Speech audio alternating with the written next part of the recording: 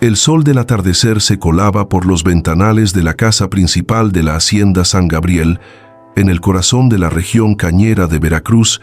proyectando sombras alargadas sobre la mesa de caoba pulida, donde don Alejandro de la Vega cenaba con su familia. El aire traía el aroma denso del guarapo fermentado, mezclado con el olor terroso de la lluvia reciente que había empapado los vastos cañaverales, y el tintineo de los cubiertos de plata resonaba como un sutil recordatorio de la opulencia que sostenía aquel imperio de tierra y sudor ajeno. Era el año de 1825, y la hacienda, con sus galerones atestados de 200 esclavos traídos de las costas de África o de los mercados de la capital, pulsaba con el ritmo implacable de la zafra,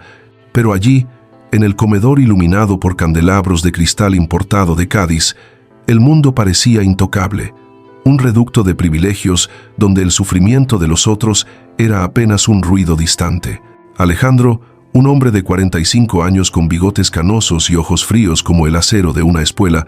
cortaba meticulosamente un trozo de carne asada, mientras su hijo Joaquín, de 10 años, estaba sentado a su lado en una silla de ruedas adaptada, con los miembros inferiores inertes desde hacía 5 años, desde el accidente que lo dejó paralizado tras una caída de uno de los potros salvajes en los pastos de la propiedad. La doña Isabela, esposa de Alejandro, observaba en silencio, su rostro marcado por la fatiga de años, administrando la casa principal, mientras el marido expandía sus tierras con la ferocidad de quien veía en los esclavos no personas, sino herramientas descartables. Fue entonces cuando la puerta de la cocina, que daba a los fondos donde los esclavos de casa preparaban las comidas, rechinó lentamente, y una figura menuda surgió en el umbral, con los pies descalzos sucios del lodo rojo del sendero que llevaba al galerón, el vestido de algodón grueso rasgado en los bordes, revelando piernas delgadas y cubiertas de polvo. Lucía, una niña esclava de 9 años, de linaje congo, con ojos grandes y castaños que parecían cargar secretos ancestrales, se detuvo allí, jadeante, como si hubiera corrido desde el amanecer sin descanso. Los criados de la casa, esclavos ancianos que servían la mesa, se congelaron, sabiendo que la presencia de ella en la sala de los patrones era una afrenta, pero Lucía levantó la barbilla con una determinación que no correspondía a su edad o condición,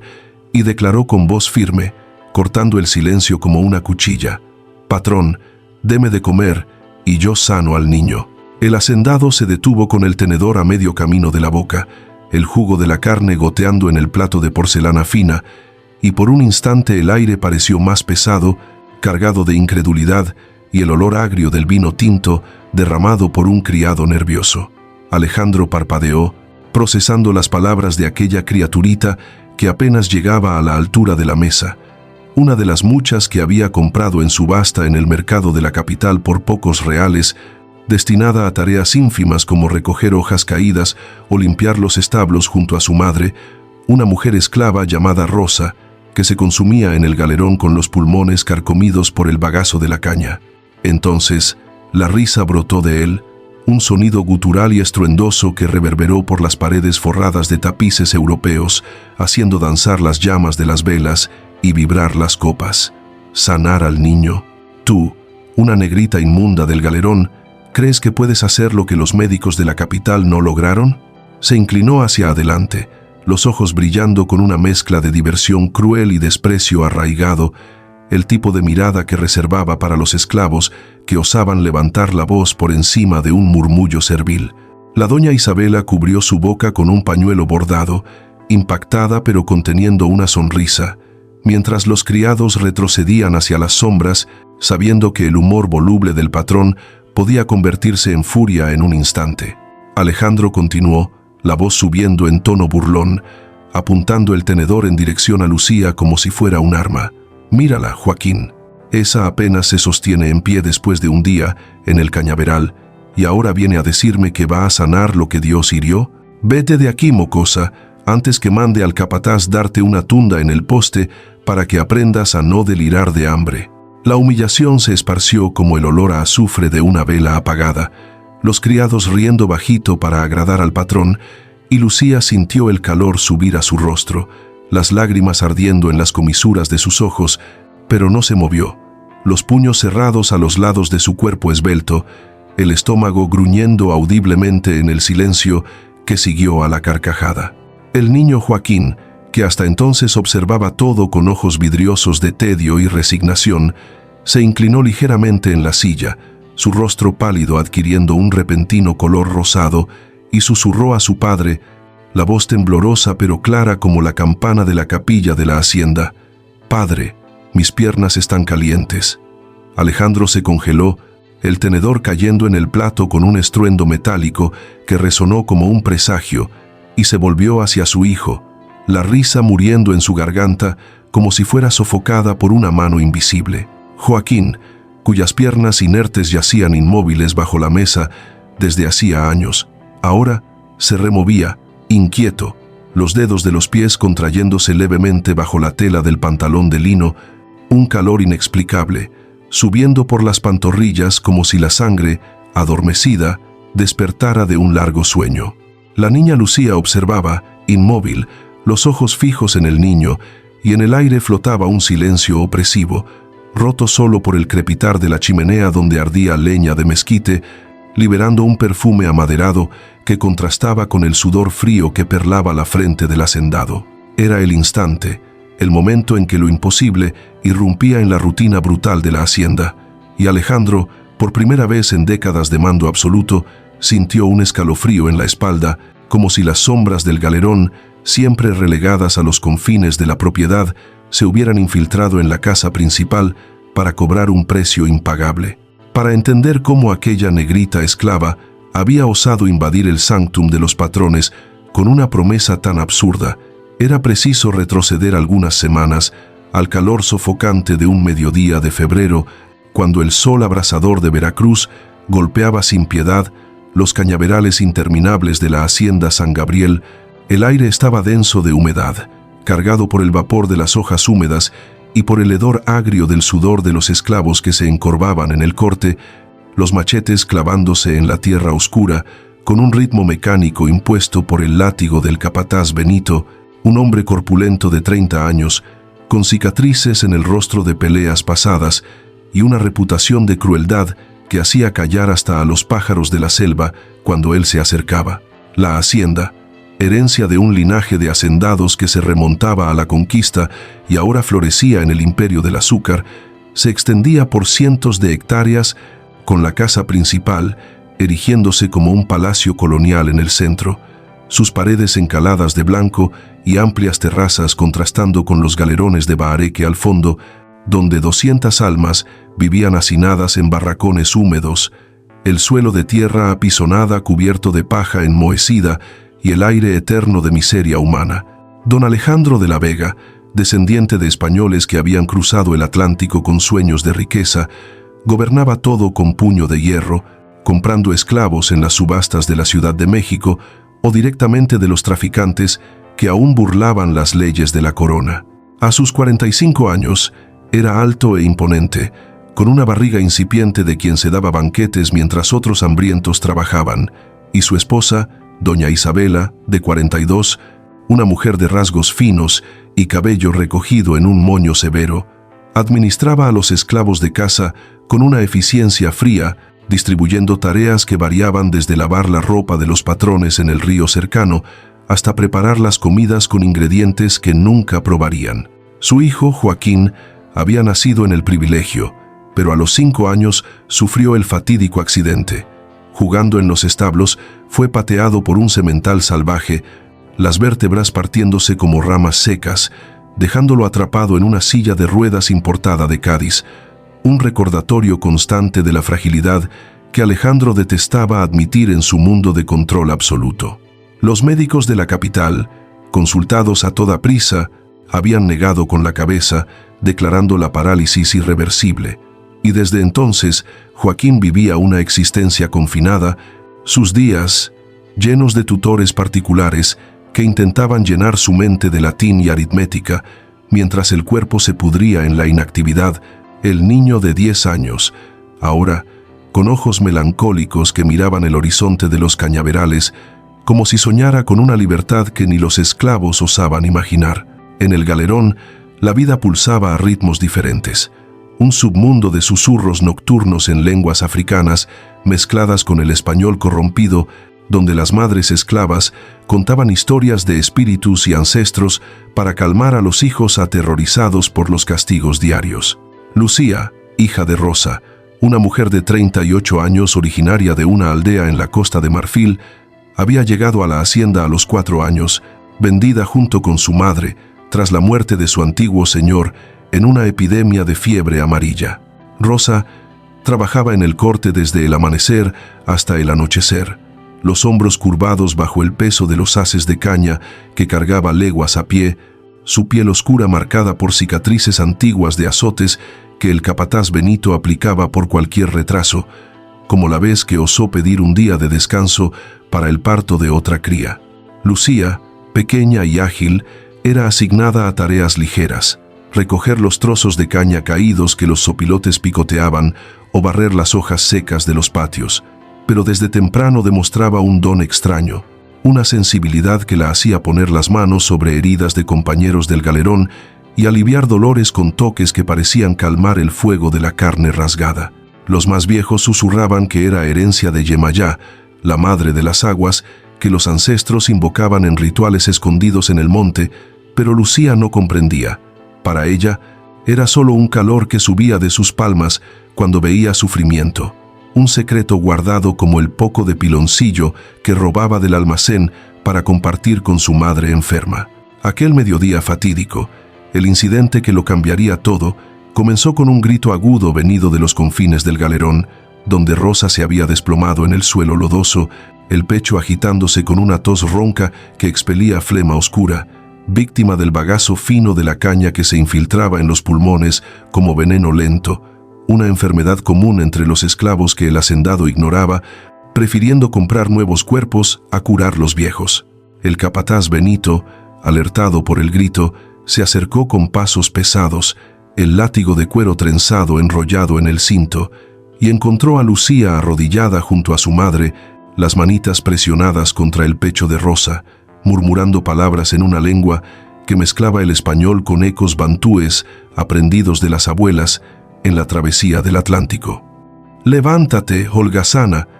no es hora de fingir enfermedad», gruñó Benito, levantando el brazo para aplicar el primer golpe. Pero Rosa, incluso en el delirio de la fiebre, levantó la mano temblorosa e imploró: «Por favor, señor capataz, solo un poco de agua. La niña me cuida».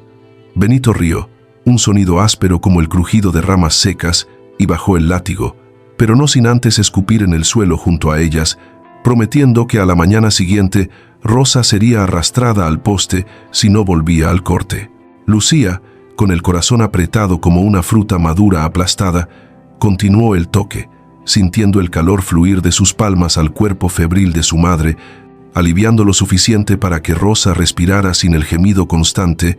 un pequeño milagro que las otras mujeres del galerón notaron en susurros reverentes alrededor de la hoguera nocturna. Pero el verdadero conflicto se encendió cuando, días después, un mensajero de la capital llegó a la hacienda con noticias sombrías. La doña Isabela había enfermado con una fiebre misteriosa durante un viaje a la ciudad, y los médicos, a pesar de sus sanguijuelas y pócimas, declaraban el caso grave, recomendando que Alejandro la trajera de vuelta a toda prisa. El hacendado, furioso con la debilidad que veía como una afrenta a su linaje, se negó a creer, mandando esclavos cargar a la doña en una litera tirada por mulas a través de los caminos polvorientos del valle, pero al llegar, Isabela yacía pálida en la cama con dosel, el sudor empapando las sábanas de lino fino, delirando sobre sombras que la perseguían. Desesperado, Alejandro consultó a curanderos locales, pero ninguno osaba acercarse a una doña, temiendo el castigo por fallar, y fue entonces que uno de los esclavos de confianza, un viejo llamado Manuel, susurró al oído del capataz sobre la negrita del galerón que había curado a su madre de una tos mortal la semana anterior. Benito, reacio pero presionado por el pánico del hacendado, trajo a Lucía a la casa principal de noche, los pies de la niña dejando marcas de tierra en el piso de madera encerada, y le ordenó que tocara a la doña Isabela, que gemía en fiebre alta. Lucía, temblando de miedo bajo la mirada feroz de los patrones, extendió sus manos pequeñas sobre el pecho de la mujer, sintiendo el calor de la enfermedad retroceder como marea baja, y por la mañana Isabela despertó con el rostro sonrosado, la fiebre rota, declarándose renovada como si el sol de Veracruz hubiera nacido dentro de ella. Alejandro, atónito, interrogó a la niña bajo amenaza de látigo, pero Lucía, con la inocencia de quien nada tiene que perder, repitió las palabras que resonarían semanas después. «Yo sano con las manos que los espíritus me dieron, patrón, pero solo si me dan de comer, porque el hambre apaga el don». El hacendado, viendo el milagro en la recuperación de su esposa, vaciló, pero el orgullo le impidió humillarse públicamente. En vez de eso, mandó que la mantuvieran en la cocina, alimentándola mejor que a los otros esclavos, un secreto guardado como un as bajo la manga de su levita. Sin embargo, la verdadera prueba vino con Joaquín, cuyo estado paralizado atormentaba a la familia como una maldición. Isabela, agradecida por la cura, imploró a su marido que permitiera a la niña intentarlo, pero Alejandro se negó, temiendo que el fracaso expusiera su impotencia o, peor aún, que el éxito dependiera de una esclava. Fue el propio niño, en un acceso de rabia infantil durante una de aquellas comidas solitarias, quien gritó por la negrita cuando vio a Rosa, la madre de Lucía, desmayándose en los jardines al cargar leña, e insistió en que la llamaran, iniciando una cadena de eventos que culminaría en aquella tarde fatídica en el comedor. Las semanas siguientes fueron un torbellino de tensión en la hacienda San Gabriel, donde el aire de la casa principal, antes sereno, ahora cargaba un peso invisible de expectativas y miedos reprimidos. Alejandro, consumido por la duda que el milagro con Isabela había plantado en su mente racional, comenzó a observar a Lucía de reojo mientras ella era relegada a tareas en la cocina, preparando las ollas de hierro donde los frijoles se cocinaban con tocino y ajo, el vapor subiendo como fantasmas para envolver su rostro sucio. El niño Joaquín, sintiendo el cambio en el aire, pedía por la negrita de las manos calientes en susurros a su madre, e Isabela, recuperada pero aún débil, intercedía por su hijo, argumentando que nada se perdía con intentarlo, especialmente cuando los doctores de la capital habían cobrado fortunas por consultas vacías. El capataz Benito, envidioso del favoritismo súbito hacia la niña, redobló los castigos en el galerón, azotando a 2 esclavos jóvenes por conversaciones ociosas sobre curas milagrosas, el sonido del cuero rasgando la carne resonando en la noche como un himno a la sumisión, sangre goteando en el poste de madera oscura en el centro del patio, donde los otros observaban en silencio aterrorizado el olor metálico mezclándose con el de la tierra mojada. Rosa, la madre de Lucía, empeoraba cada día, la tos ahora acompañada de esputos de sangre que manchaban el suelo del galerón con puntos rojos, y la niña, dividida entre el deber en la casa principal y el lecho de su madre, robaba hierbas del monte para hacer tés que aliviaban el sufrimiento. Pero nada detenía el avance de la enfermedad que el trabajo incesante agravaba. Alejandro, en noches de insomnio, caminaba por los pasillos de la casa principal, el piso, crujiendo bajo sus botas de cuero pulido, reviviendo memorias de su propio pasado cruel. Él mismo había sido un joven capataz en otra hacienda, aplicando azotes con gusto sádico para ganar la confianza de los señores, y ahora, viendo a su hijo sufrir, cuestionaba si el karma de las marcas que había dejado en tantas espaldas no regresaba a través de Joaquín. La escalada llegó en una mañana lluviosa, cuando el niño, al intentar levantarse de la silla durante una lección con el tutor, sintió un hormigueo fugaz en las piernas y lloró de frustración, llamando a la niña esclava, que todos susurraban ser tocada por los espíritus. Isabela, oyendo el llanto, mandó a buscarla a toda prisa, ignorando las protestas de su marido, y en la sala de estudios, con las cortinas de terciopelo cerradas contra la llovizna, Lucía se arrodilló junto a Joaquín, las manos temblorosas tocando las piernas inertes, el calor subiendo como una brisa caliente del trópico, aliviando la rigidez muscular por horas, lo suficiente para que el niño moviera los dedos por primera vez en años. Alejandro, entrando en la sala atraído por el murmullo, vio la escena y explotó en furia, arrastrando a la niña por el brazo con fuerza suficiente para dejar marcas moradas en la piel oscura, gritando que era una impostora, una salvaje cuyos trucos de galerón no engañarían a un hombre de posesiones como él. Pero el daño estaba hecho. El susurro de esperanza se había esparcido entre los esclavos que veían en Lucía a una santa viva, y en la casa principal la duda corroía a Alejandro como ácido, llevándolo a confrontar a la niña en privado, ofreciéndole una porción extra de comida a cambio de un toque a su hijo, un acuerdo secreto que lo avergonzaba, pero que él justificaba como pragmatismo. La tensión creció cuando Rosa, delirando en el galerón, llamó a su hija en voz alta lo suficiente para que el capataz la oyera y la arrastrara al poste, aplicando 10 azotes que abrieron surcos sangrientos en la espalda delgada, la sangre corriendo como ríos rojos por la tierra, y Lucía, corriendo desde la casa principal al oír los gritos, imploró al hacendado por misericordia, revelando el don en plena desesperación al tocar a su madre y restañar el sangrado, un acto que Benito presenció y reportó con rabia, temiendo perder su poder. Aquella tarde en el comedor, con el sol poniéndose en tonos anaranjados sobre los cañaverales, todo convergía. Alejandro, forzado por la insistencia de Isabela y por la mirada suplicante de su hijo, había permitido que Lucía se acercara a la mesa bajo pretexto de servir, y fue allí, en medio del banquete, que ella osó declarar su oferta, el instante del milagro desplegándose como un rollo de pergamino antiguo, las piernas de Joaquín calentándose bajo la mesa, mientras el padre reía, ajeno a lo que estaba por venir. Alejandro miró fijamente a su hijo, el corazón martilleando en el pecho como el mazo en el trapiche de la hacienda, y extendió la mano temblorosa para tocar las piernas de Joaquín,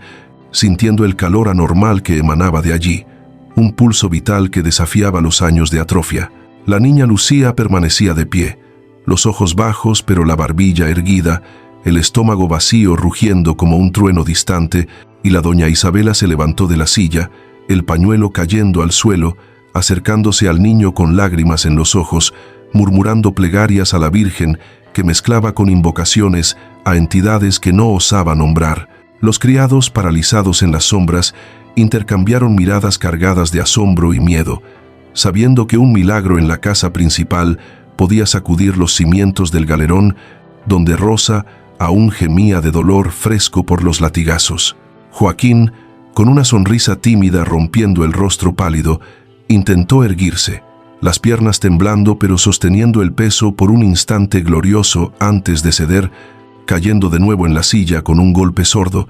pero lo suficiente para que Alejandro, el hombre que nunca se doblegaba, susurrara: «¿Qué hiciste, negrita? ¿Qué es eso en ti?». La pregunta flotaba en el aire, cargada de promesas y peligros, mientras afuera los truenos rodaban,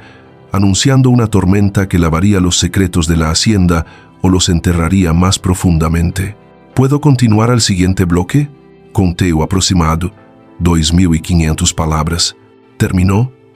Bloque 3. El patio central de la hacienda San Gabriel, bañado por la luz plateada de la luna llena que se erguía sobre las sierras de Veracruz como un ojo vigilante,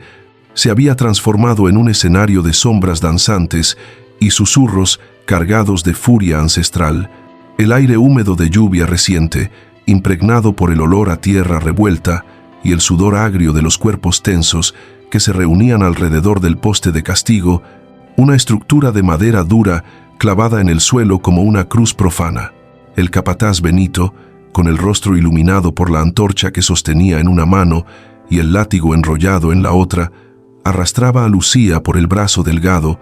los dedos clavándose en la piel oscura como garras de un perro de caza, mientras la niña se debatía con la ferocidad de quien nada más tenía que perder, sus gritos resonando contra las paredes de la casa principal distante, donde las luces de las velas temblaban como almas inquietas. Los peones leales a Benito, una docena de hombres esclavizados, cuyas lealtades habían sido compradas con promesas de porciones, extras de piloncillo y menos azotes, formaban un semicírculo opresivo, sus rostros marcados por cicatrices antiguas de rebeliones sofocadas, murmurando aprobaciones al plan del capataz de acusarla de hechicería y robo de hierbas del almacén, un crimen que justificaría no solo el castigo público, sino la venta de ella a un ingenio distante en la costa, separándola para siempre de su madre moribunda. Alejandro, alertado por los alaridos que cortaban la noche como cuchillos, irrumpió de la habitación donde intentaba calmar a Joaquín, que se había levantado de la cama por primera vez en años gracias a las curaciones acumuladas, las piernas aún tambaleantes, pero sosteniéndolo con muletas improvisadas de ramas de cafeto,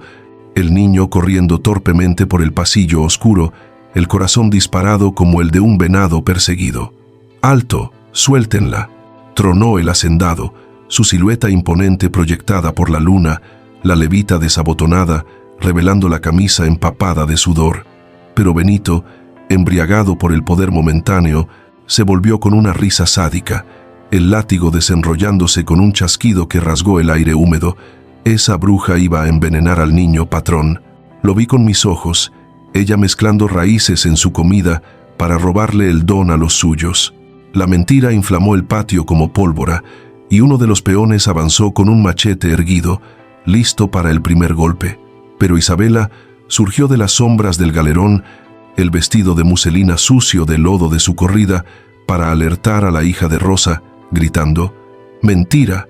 Ella salvó mi vida, Alejandro, y ahora salva a nuestro hijo», su voz rompiéndose en sollozos que mezclaban gratitud y terror, mientras tía María y las mujeres del galerón emergían en masa, antorchas en mano, formando una barrera humana que olía a hierbas rituales y determinación feroz. El enfrentamiento explotaba en caos. Benito azotó el aire, acertando el hombro de una esclava anciana que se había lanzado frente a Lucía, el cuero rasgando la carne fina y exponiendo hueso en un chorro de sangre caliente que salpicó el suelo, los gritos multiplicándose como ecos de una insurrección dormida, y Alejandro, dividido entre la furia contra el capataz insubordinado y el miedo de una rebelión que barrería su hacienda, como el fuego en los cañaverales, sacó la pistola de chispa del cinto, el metal frío brillando a la luz de la luna. Joaquín, llegando al patio jadeante, vio la escena y gritó el nombre de Lucía, tropezando hacia adelante, las muletas clavándose en el lodo, y extendió la mano hacia ella, un gesto que simbolizaba el puente frágil entre patrones y esclavos. Pero Benito, enloquecido, giró el látigo contra el niño, el cuero silbando en el aire en dirección a su pecho desprotegido. El desarrollo del clímax se desenvolvía en una sinfonía de violencia y redención, los sonidos de la noche amplificados por el pavor colectivo. El chasquido del látigo se detuvo a centímetros del cuerpo de Joaquín cuando Alejandro disparó la pistola al aire, el estallido resonando como un trueno que silenció el patio, humo sulfúrico mezclándose con el olor a sangre fresca de la anciana caída, que gemía en el suelo con el hombro abierto como una herida supurante. «Benito, perro traidor, ella es mía ahora, y quien la toque me responde a mí», rugió el hacendado, avanzando y derribando al capataz con un puñetazo que quebró la mandíbula. El hombre cayendo en el lodo con un golpe húmedo, dientes rechinando en agonía mientras los peones retrocedían, el miedo al patrón sobreponiéndose a la lealtad forzada. Lucía, liberada de las garras de Benito, corrió hacia la anciana, las manos presionando la herida abierta, el calor del don fluyendo en ondas desesperadas que restañaban la sangre y cerraban la carne rasgada en minutos, un milagro visceral que hizo que los esclavos se arrodillaran en reverencia, susurrando nombres de santos y espíritus como Yemayá, el aire cargado de un perfume etéreo de hierbas imaginarias que solo ellos sentían. Pero el costo fue inmediato. Lucía se tambaleó, el rostro pálido como cera derretida, el cuerpo drenado como un pozo seco tras una sequía, y Joaquín, abandonando las muletas, la abrazó para sostenerla, las piernas firmes ahora gracias a las curaciones acumuladas. Un momento de casi victoria, donde el niño libre cargaba a la esclava, invirtiendo el mundo de la hacienda en un gesto de humanidad pura. Isabela, llorando, ayudó a levantar a la hija de Rosa, que había surgido del galerón arrastrándose con sus últimas fuerzas, el pecho agitado, pero los ojos brillando de orgullo al ver el don de la niña florecer en medio del caos. y ordenó a los esclavos fieles que llevaran a Benito encadenado al calabozo improvisado en el almacén, donde el capataz gritaba imprecaciones, el sonido ahogado por las puertas de madera reforzada. Alejandro, confrontado por la rebelión contenida, bajó el arma y miró a Lucía. El peso de años de crueldad cayendo sobre él como un torrente, memorias de azotes que había ordenado inundando su mente. El día que mandó marcar a Rosa con hierro candente por insubordinación, el siseo de la piel quemándose y los gritos que resonaban en sus pesadillas, y ahora, viendo a la niña salvar vidas que él descartaba como caña podrida, sentía el nudo de su propia alma apretarse. Un giro interno lo golpeó cuando tía María, atreviéndose a acercarse, murmuró: «El don no es solo cura, patrón, es juicio para los que azotan sin alma». Y el hacendado, temblando, ordenó la liberación de todos los esclavos involucrados, un acto impulsivo que casi ganó la noche pero atraía peligros mayores, como la noticia que se esparciría a haciendas vecinas, amenazando su reputación entre los varones del azúcar. El pico del clímax irrumpió cuando Rosa, exhausta, cayó a los pies de Lucía, el cuerpo convulsionando en una hemorragia final agravada por los años de trabajo y castigos, y la niña, ignorando su debilidad, tocó el pecho de su madre, liberando todo el don restante en un estallido de calor que iluminó el patio como una hoguera espiritual, curando a Rosa lo suficiente para que respirara profundo, los ojos abriéndose en gratitud, pero drenando a Lucía hasta el colapso, el cuerpo de la niña inerte en los brazos de Joaquín, el silencio cayendo como un velo mientras el grupo contenía la respiración, el destino de la cura pendiendo de un hilo tan frágil como las cadenas que aún ataban a los esclavos a la hacienda. Las consecuencias inmediatas del clímax se esparcieron por la hacienda San Gabriel como las raíces de un cañaveral profundizando en la tierra oscura, alterando las jerarquías con la rapidez de una inundación en el río Papaloapan, donde Alejandro, aún jadeante con la pistola humeante en la mano, cargó a Lucía desmayada hacia la casa principal, depositándola en la cama con dosel que había servido a las doñas antiguas. Un acto de reparación que impactó a Isabela, que preparaba infusiones de hierbas con manos temblorosas,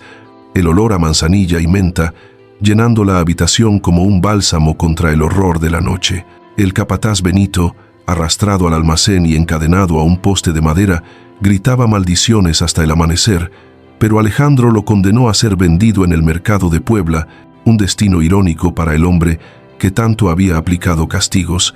ahora, sintiendo el hierro de las esposas, cortar su piel como él había hecho, con tantas espaldas. Joaquín, exhausto pero erguido, se sentó al lado de Lucía, velando su sueño febril con toques gentiles en la frente, una vigilancia que sugería el lazo forjado en la curación, mientras Rosa, cargada al galerón por tía María y las mujeres, recuperaba fuerzas gradualmente, el pecho subiendo en respiraciones rítmicas, la sangre seca en los labios, un recordatorio del precio pagado. El hacendado, caminando por el patio al nacer el sol, con el rocío mojando sus botas y el canto de los cenzontles resonando como un himno de renovación, anunció a los esclavos reunidos la manumisión de Lucía y Rosa, un decreto escrito en papel timbrado que Isabela había sellado con cera caliente, liberándolas de cadenas físicas, pero dejando las marcas emocionales como cicatrices eternas. Los destinos de los personajes principales se entrelazaban en resolución. Benito, enviado en una carreta tirada por mulas bajo escolta de peones fieles a Alejandro, partía hacia el mercado con el orgullo roto, su reinado de terror finalizado en humillación pública. Mientras tía María asumía el papel de curandera informal en el galerón, usando el conocimiento africano para tratar heridas menores, fortaleciendo a la comunidad con rituales susurrados que invocaban protección ancestral. Las subtramas se cerraban en amarres precisos. La rebelión abortada unía a los esclavos en una lealtad renovada al hacendado, quien, tocado por el milagro, reducía los castigos y mejoraba las raciones, un paso tímido contra el sistema que lo había enriquecido, mientras el cura abolicionista, testigo secreto de la noche, llevaba noticias a redes clandestinas en la capital, plantando semillas para futuras liberaciones. Isabela, resolviendo su conflicto interno, confesaba a Joaquín sobre el abuso sufrido en su juventud, transformando la cura de Lucía en una catarsis familiar, y el niño, caminando sin muletas por primera vez, juraba proteger a su amiga liberada, una promesa sellada con un abrazo bajo el sol del mediodía que disipaba las sombras del galerón. Rosa, al lado de su hija, susurraba historias de su aldea en África, pasando el don como un legado vivo, y las mujeres del galerón, antes divididas por el miedo, tejían redes de apoyo, compartiendo hierbas y canciones que resonaban la resistencia de palenques distantes. La resolución emocional culminaba en transformaciones profundas, donde Alejandro, confrontando el espejo rajado de su habitación por la tarde, veía no al Señor implacable, sino al hombre que había ordenado muertes por capricho, y lloraba por primera vez desde la muerte de su padre, un llanto silencioso que lavaba años de endurecimiento, llevándolo a quemar los látigos en la hoguera del patio, el cuero crepitando como huesos secos en una purificación ritual. Lucía, despertando al atardecer con el cuerpo adolorido pero el espíritu ligero, sentía el don restaurado por la hierba que Rosa había cosechado en el monte durante la confusión, un bálsamo amargo que reavivaba el calor en sus palmas, y al tocar la mano de Joaquín, veía no a un patrón, sino a un amigo forjado en el fuego de la prueba, una conexión que trascendía las castas y sanaba las heridas invisibles de ambos. La lección aprendida pulsaba en la hacienda como un nuevo ritmo. El sufrimiento compartido humanizaba a los opresores, y Alejandro, caminando con su hijo por los cañaverales donde antes silbaban los látigos, murmuraba sobre un futuro donde la caña creciera sin sangre, una visión utópica en medio del virreinato agonizante de 1825. El viaje de Lucía, de la negrita hambrienta en el galerón a la curandera liberada, se completaba en paz relativa, con Rosa a su lado, las dos planeando una vida modesta como agregadas en la propiedad, usando el don para ayudar a los que quedaban encadenados, un ciclo de cura que resonaba la esperanza de un México aún preso de sus propias cadenas. El final elegido, esperanzador como el tono emocional de la historia original que celebraba el poder de la bondad en medio de la adversidad, se desenvolvía en tonos de recomienzo luminoso, con Lucía y Rosa recibiendo una pequeña casa en los fondos de la hacienda, una cabaña de bahareque encalada con techo de palma fresca, donde el sol de la mañana se filtraba por las ventanas de madera, iluminando ollas de barro llenas de hierbas curativas que la niña preparaba para vender en el mercado de Orizaba. Joaquín, ahora caminando con pasos firmes por los caminos de tierra roja, las visitaba diariamente, cargando cestas de frutas cosechadas en los huertos que él mismo había plantado como gratitud, y los dos, sentados bajo la sombra de una ceiba centenaria, intercambiaban risas sobre las curas que habían compartido. Una amistad que florecía como los cañaverales en la estación de lluvias, sugiriendo un futuro donde el don de Lucía se esparciría más allá de las cercas de la hacienda. Alejandro, transformado por la jornada, donaba tierras marginales para un asentamiento informal donde esclavos ancianos podían descansar, un acto de reparación que atraía miradas desconfiadas de sus vecinos, pero llenaba su pecho de una paz inédita, mientras Isabela, al lado de su marido, tejía redes con otras doñas para presionar por leyes más blandas, un susurro abolicionista que crecía en las salas de visita de las casas principales. Rosa, con la salud restaurada, contaba historias ancestrales a los niños del galerón al atardecer, el fuego de la hoguera danzando en sus ojos como estrellas africanas, pasando el legado de resistencia y cura que había sobrevivido al Atlántico. Y Lucía, con las manos ahora fuertes y callosas por el trabajo libre, curaba una herida de un peón vecino, sintiendo el calor fluir sin costo, un símbolo de que la esperanza, incluso en suelo esclavizado, podía brotar como un retoño tenaz. La hacienda, antes un infierno de látigos y gemidos, pulsaba ahora con un equilibrio frágil, la campana de la capilla tocando no para misas de sumisión, sino para celebrar pequeñas victorias, y en el horizonte de las sierras, palenques distantes saludaban como promesas de libertad plena, un recomienzo que honraba el sufrimiento sin romantizarlo. La historia de Lucía en la hacienda San Gabriel termina aquí, pero resuena con las miles de narrativas reales de esclavas que, con dones escondidos y resistencias silenciosas,